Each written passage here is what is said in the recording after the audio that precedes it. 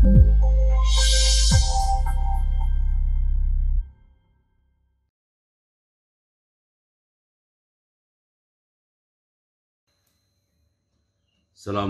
warahmatullahi wabarakatuh.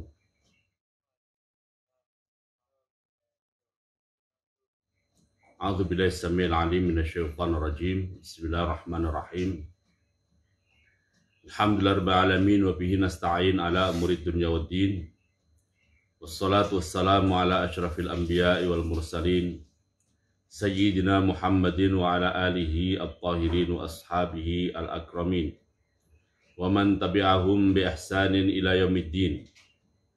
Allahumma 'allimna ma yanfa'una wanfa'na bima 'allamtana innaka antal alim al-hakim. Rabbana zidna ilma warzuqna fahma. Rabbana atina min ladunka rahmah wa hayyi' lana min amrina rasyada. Allahumma hdina li ahsanil akhlaq la yahdi li ahsaniha illa anta wasrif 'anna sayyi'aha la yasrifu 'anna sayyi'aha illa anta. Allahumma ati nufusana taqwaha wa zakkiha anta khairu man zakkaha anta waliyuha wa maulaha. Allahumma rabba Jibril wa Mikail wa Israfil fatiras samawati wal ard alimal ghaibi was syahadah anta tahkumu baina ibadika fima kanu fihi yakhtalifun. Ihdina lima ikhtalafa fihi minal haqqi bi'idnik fa innaka tahdi man tasha'u ila siratim mustaqim. Allahumma ighfir lana wa liwalidina wa limasyayikhina wa limasyayikhihim wa lil hadirin was sami'in. Bapak Ibu dan juga pemirsa yang dimuliakan Allah SWT, alhamdulillah wa syukurillah atas nikmat dan karunia dari Allah Subhanahu wa taala. Pagi hari ini kita bisa melanjutkan pengajian kita. Semoga pada pengajian di pagi hari ini Allah SWT berkenan memberikan taufik, memberikan hidayah, memberikan ilmu dan juga pemahaman kepada kita. Dan semoga apa yang kita pelajari menjadi ilmu yang bermanfaat fid dini wad dunya wal akhirah, untuk diri kita, untuk keluarga kita, dan untuk masyarakat kita. Amin ya rabbal alamin. Bapak Ibu dan juga pemirsa yang dimuliakan Allah Ta'ala, hari ini kita akan belajar hadis. Kita masih berada di hadis yang ke-19. Karena pada pertemuan yang lalu kita baru membaca hadis dan mengartikannya, kemudian mengangkat sebagian dari biografi Al-Abbas bin Abdul Muttalib dan juga Abdullah ibnu Abbas ibn Abdul Muttalib. Kita baca ulang hadisnya. Wa bi sanadi al-muttasili ila Imam Nawawi rahimahullah, qala Imam Nawawi al-haditsu at-tasi'a asyara.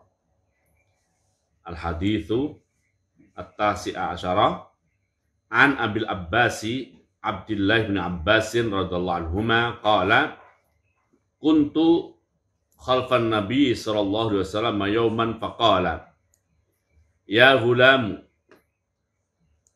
inni u'allimuka kalimatin ihfazillaha yahfazka ihfazillaha tajidhu tujahaka idza sa'alta fas'alillah wa idza ista'anta fasta'in billah wa'lam annal ummata law ijtama'at ala an yanfa'uka bi syai'in lam yanfa'uka illa bi syai'in qad katabahu Allahu lak wa in ijtama'u ala an yadurruka bi syai'in lam yadurruka bi syai'in lam yadurruka illa bi syai'in qad katabahu Allahu alaik. Rufi'atil aqlam wa jaffatis suhuf. Rawahu at-Tirmidzi wa qala haditsun hasanun sahih. Wa fi riwayati ghairi at-Tirmidzi ihfazillaha tajidhu amamaka. Ta'arraf ila Allah fir rakha'i ya'rifka fis shiddah. Wa'lam annama akhta'aka lam yakun liyusibaka wa ma asabaka lam yakun liyukhti'aka. Wa'lam anna an-nasra ma'as sabri wa annal faraja ma'al karbi wa anna ma'al usri yusra. Wa anna ma'al usri yusra. Akhrajana nahwaha Abdun ibnu Hamidin fi musnadihi wa akhrajahu Ahmad bi atamma min hadza. Inilah hadis ya Bapak Ibu yang ke-19 ya. Seperti pada pertemuan yang lalu, hadis ke-19 ini isinya adalah wasiat Rasulullah SAW kepada sepupu beliau ya. Kepada sepupu beliau tapi masih kecil, yaitu Abdullah ibnu Abbas. Abdullah ibnu Abbas.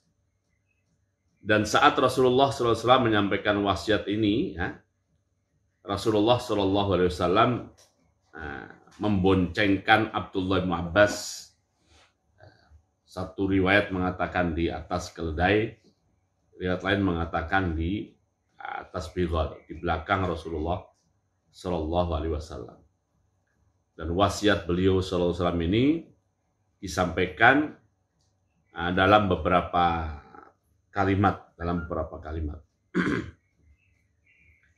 Bapak Ibu dan juga pemirsa yang dimuliakan Allah SWT, wasiat ini sangat agung dan sangat menarik ya. Sehingga ada beberapa ulama yang mensyarah secara khusus.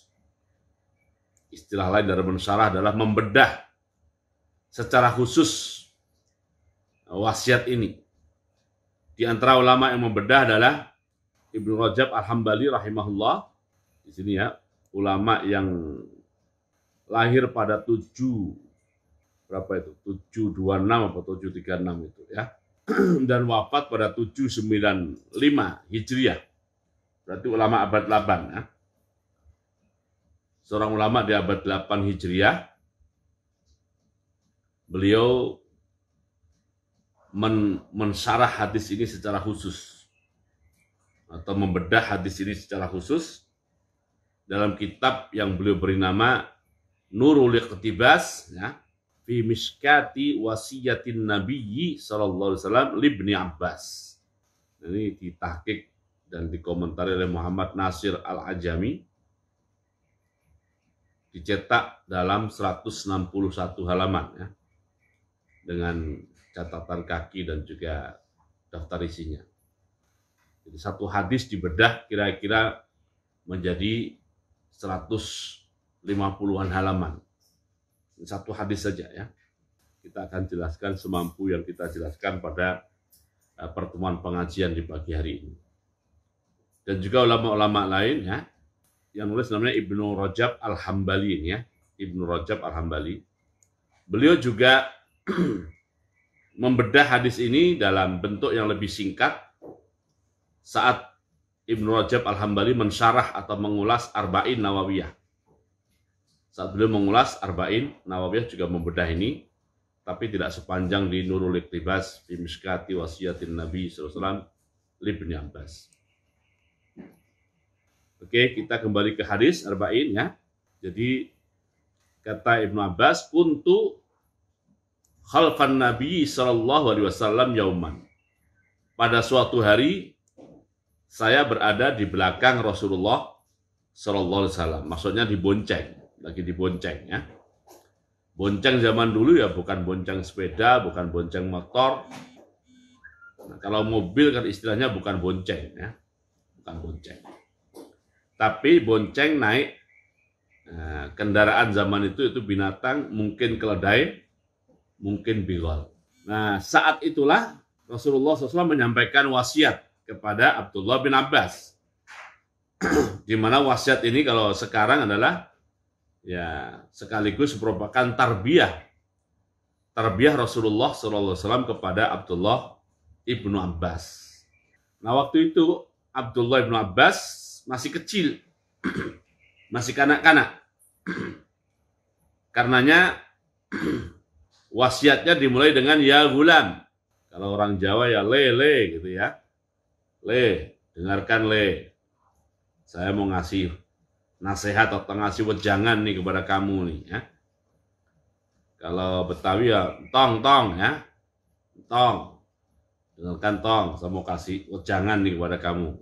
Nah, salah satu keunggulan atau keistimewaan generasi sahabat Nabi radhiyallahu anhum adalah mereka itu diberi wejangan satu kali oleh Rasulullah SAW, dan satu kali wejangan itu sudah cukup bagi mereka untuk menjadi bahan tarbiyah atau bahan pembinaan bagi mereka. Mereka ingat, mereka hafal, dan itu terus-menerus menjadi inspirasi mereka. Jadi satu kali dikasih wejangan, itu sudah menjadi sumber inspirasi bagi kehidupan mereka sepanjang hayat. Nah, beda dengan kita kan, kita ini materi sudah disampaikan berulang-ulang, wejangan sudah disampaikan berkali-kali, khutbah atau ceramah atau kultum, ya, atau apalagi taujih sudah berkali-kali disampaikan, tetapi hal itu tidak menjadi sumber inspirasi kita sepanjang hayat kita. Nah, kira-kira apa rahasianya ya?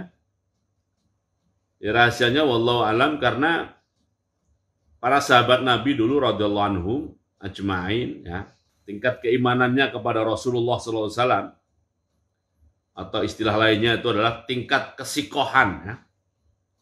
Kesikohan mereka kepada Rasulullah SAW itu sedemikian kuat. Jadi mereka yakin seyakin-yakinnya bahwa Rasulullah SAW adalah penyebab keselamatan mereka dunia dan akhirat, sekaligus juga penyebab kebahagiaan mereka dunia dan akhirat. Mereka yakini itu seyakin-yakinnya, mereka imani itu sedalam-dalamnya, mereka sikohi itu sedemikian rupa kuatnya. Akhirnya semua wejangan-wejangan yang disampaikan oleh Rasulullah SAW, kalau bahasa surveinya itu, mereka jadikan hal itu sebagai top mind dalam hidup mereka. Menjadi top mind, selalu berada di pikiran yang paling permukaan. Pikiran yang paling permukaan. Sehingga refleksnya itu ke situ, ingatnya itu ke situ. Mereka, para sahabat, memperlakukan Nabi Muhammad SAW seperti itu karena ya Nabi Muhammad SAW mengimani beliau adalah bagian dari rukun iman satu sisi, dan di sisi lain sudah tertanam pada diri mereka keyakinan bahwa Nabi Muhammad SAW adalah maksum, terpelihara dari kesalahan. Nah, ini sudah begitu kuatnya keyakinan ini, sehingga apapun wejangan Rasulullah SAW oleh mereka dijadikan sebagai sumber inspirasi bagi kehidupan mereka sampai akhir hayat mereka. Nah, mereka hafalkan betul, ya, selalu ingat dan diamalkan, dipraktekkan. Termasuk dalam hal ini adalah Abdullah ibnu Abbas radhiyallahu anhu ini. Dia masih kanak-kanak, dibonceng oleh Rasulullah SAW. Nah, dibonceng itu menunjukkan kedekatan dan keakraban, ya. Dan sudah saya ceritakan seperti apa kedekatannya, karena Abdullah bin Abbas tidurnya adalah di rumah bibinya, itu Maimunah, salah seorang istri Rasulullah SAW. Nah, saat dibonceng itulah Rasulullah memanfaatkan momentum itu untuk menyampaikan tarbiyahnya kepada Abdullah bin Abbas, ya. Jadi rahasia kenapa generasi sahabat sedemikian baik, ya, pembinaan dan tarbiyah mereka, karena faktornya pertama yang membina Rasulullah SAW yang maksum, ya, mereka yakini dan imani sebagai orang yang maksum. Nah, karena itu maka seluruh wejangan-wejangannya, tarbiyah-tarbiyahnya itu dijadikan oleh mereka selalu berada di posisi memori yang paling diingat, Istilah kerennya adalah menjadi top mind mereka, Nah, kalau sekarang, ya, sekarang tentu karena tidak ada lagi yang maksum, ya, maka, ya, kita harus merefer terus kepada yang maksum, pada Rasulullah SAW. Siapapun yang menyampaikan materi, siapapun yang menyampaikan taujih atau tausiah, ya harus dirujuk sumbernya dari mana, Qur'annya di mana, dan juga hadisnya di mana, dan memahaminya seperti apa. Nah, Jadi yang perlu dijadikan top man itu ya wejangannya Rasulullah SAW, bukan yang selain Rasulullah SAW. Seperti pesan Imam Malik rahimahullah, kullu ahadin yu'khadhu wa yurad illa sahibu hadzal qabr, ya. Selain Rasulullah SAW, kalimat siapapun, ajaran siapapun, wejangan siapapun, itu opsinya adalah bisa diterima atau bisa ditolak. Bisa diterima atau bisa ditolak. Selain wejangan Rasulullah SAW. Nah, wasiat Rasulullah ini disampaikan dalam beberapa penggalan kalimat. Beberapa penggalan kalimat yang masing-masing kalimat ini sangat mendalam untuk kita renungkan. Kalimat pertama adalah ihfazillaha yahfazka. Jagalah Allah, niscaya Allah menjagamu. Apa yang dimaksud dengan menjaga Allah ini? Ya, yang dimaksud dengan menjaga Allah itu adalah bahwa poin-poinnya banyak ya menjaga Allah itu.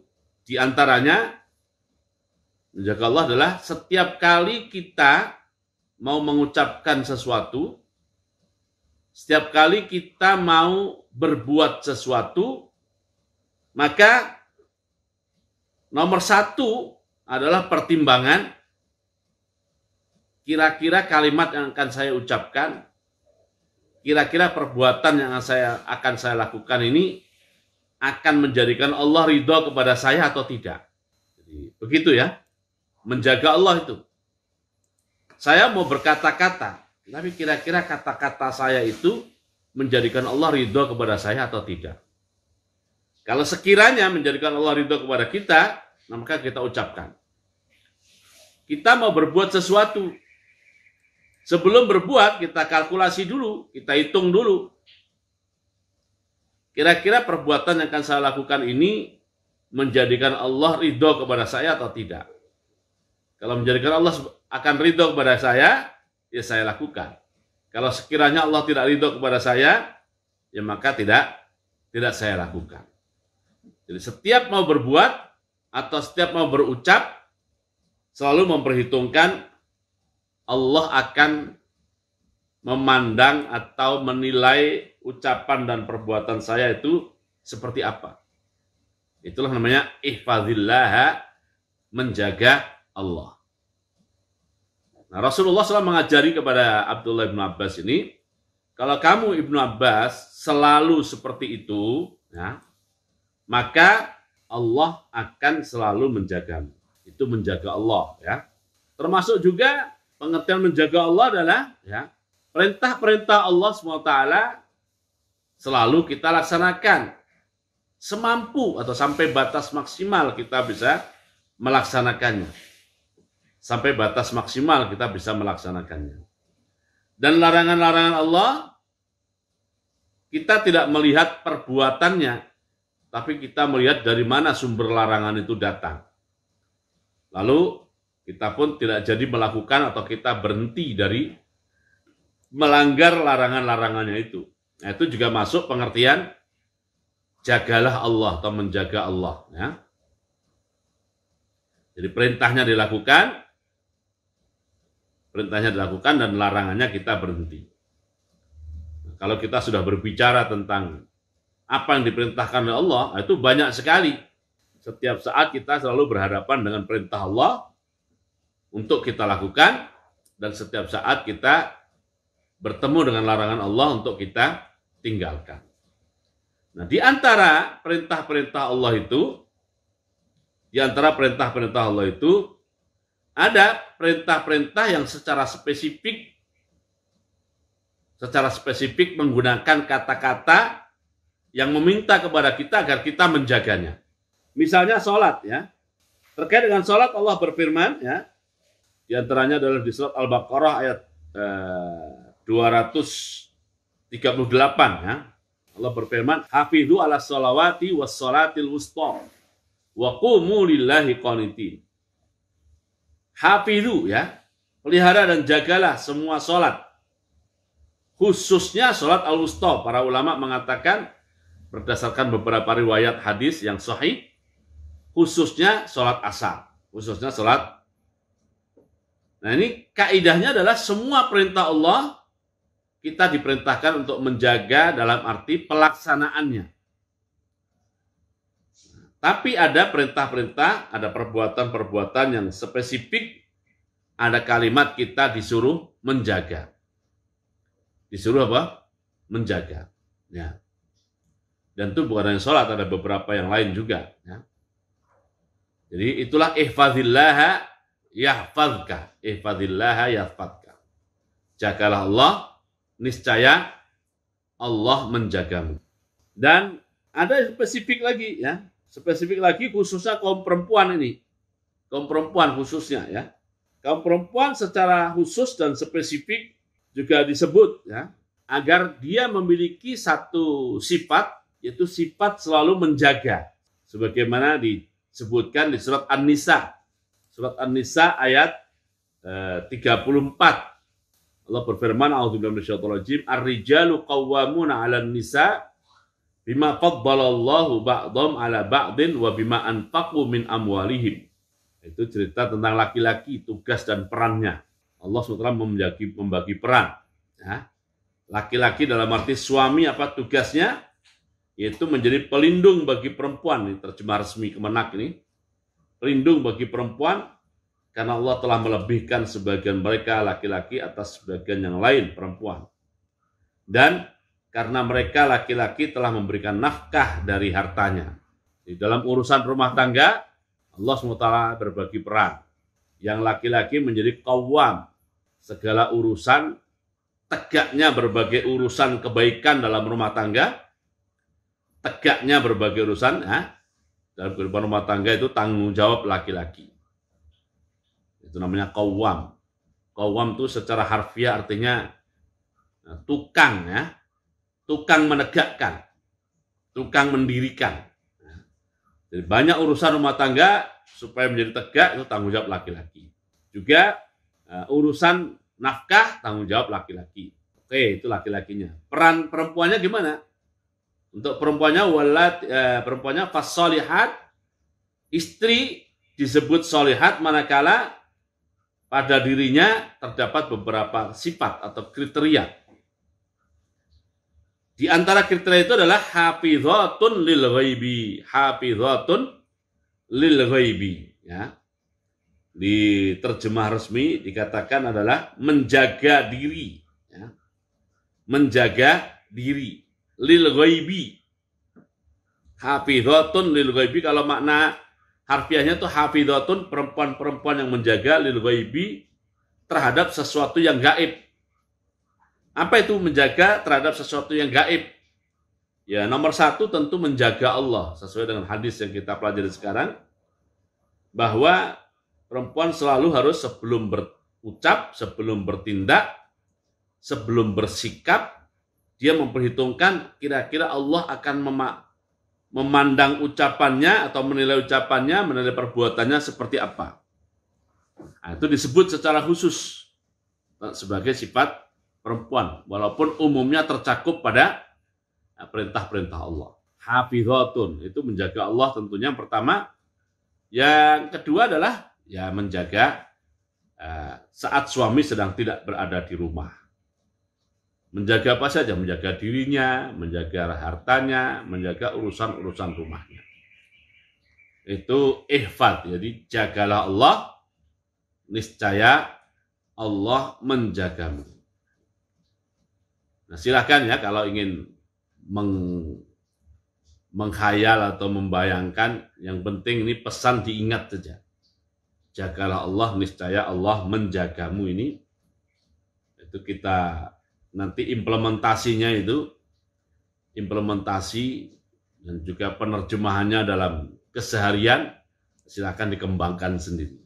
Yang intinya adalah setiap mau berucap, setiap mau bertindak, atau mau berbuat selalu memperhitungkan Allah Subhanahu wa ta'ala.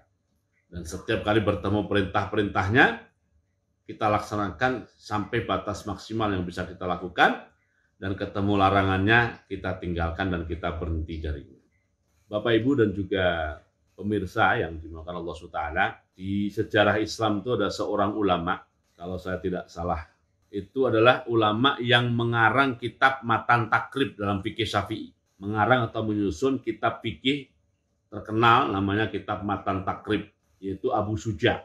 Abu Suja rahimahullah ini dulu wafat dalam usia 160-an tahun. Panjang sekali usia beliau ya.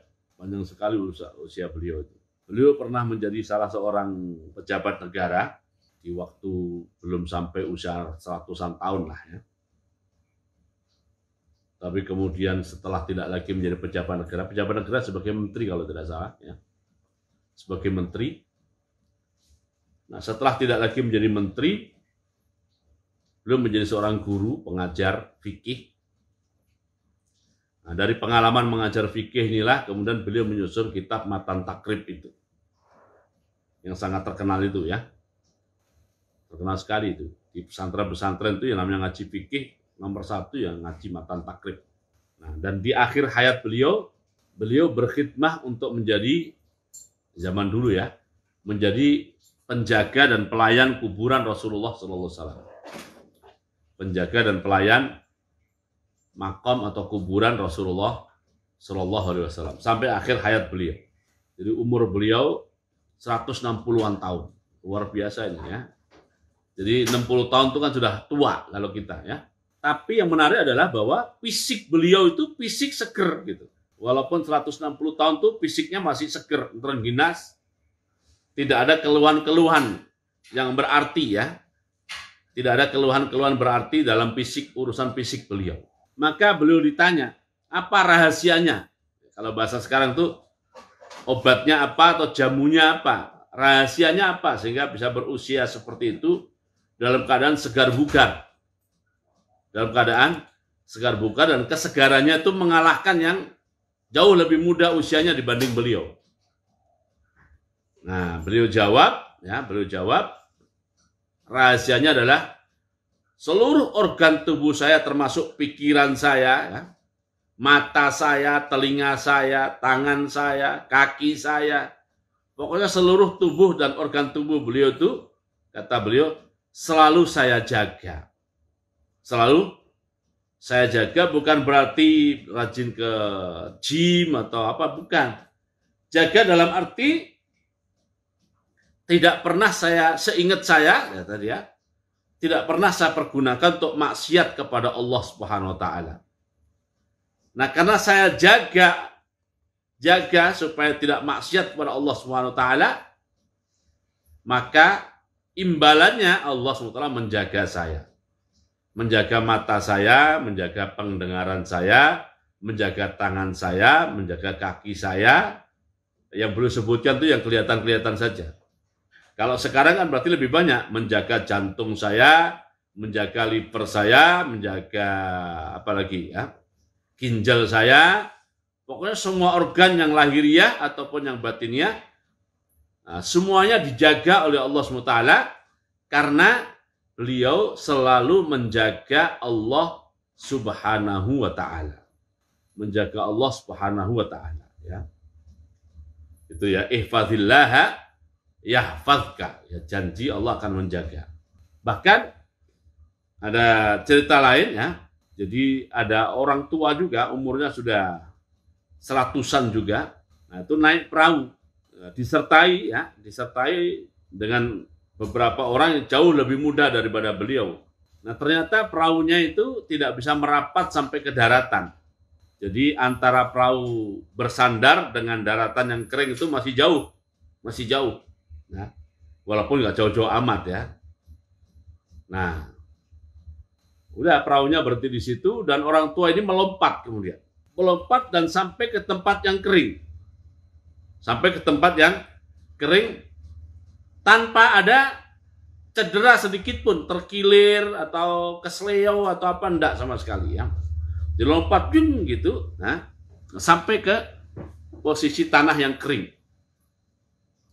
Sedangkan yang muda-muda saat melompat, ya, ada kejebur ke air, ya, ada sampai ke tempat kering, tetapi ya bagian dari kakinya ada yang terkilir, ada yang kesleo, ada yang jatuh, pantatnya sakit dan sebagainya.